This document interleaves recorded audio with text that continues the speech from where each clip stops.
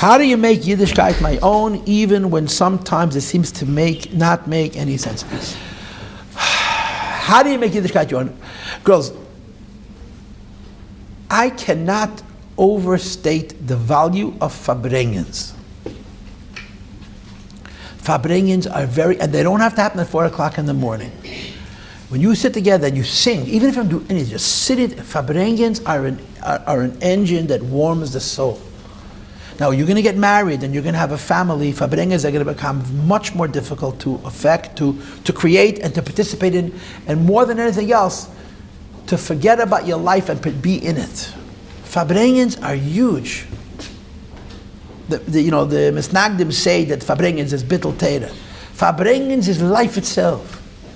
Farbrengens, sitting with your chaverim or your chaveros, and just being together. And the spirit is a spirit of emunah, it's a spirit of simcha, it's a spirit of hiskashnus, is extremely uplifting. It does so much to as this girl is describing it, where I shouldn't do Yiddishkeit, but I should be a Yid. It's extremely important. So that's number one. How do you make Yiddishkeit your own? You need to find ways, even after you're married with children, to get out of the house and your husband's going to babysit. Sit with your chaveros and don't just complain. Farbrenk. Sing a song. Enjoy being together. Lift yourself up.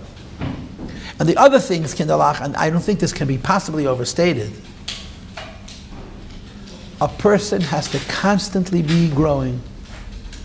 A person always needs a project that they're doing on themselves. I'm davening better.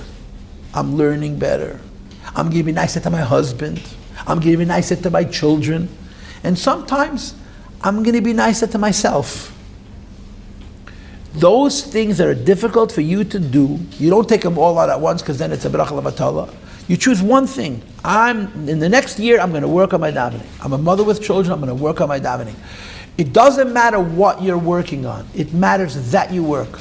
If you are always in your life, no matter how busy you are, improving one part of your life, you will constantly grow in Yiddishkeit. If you stop doing that, you will go backwards.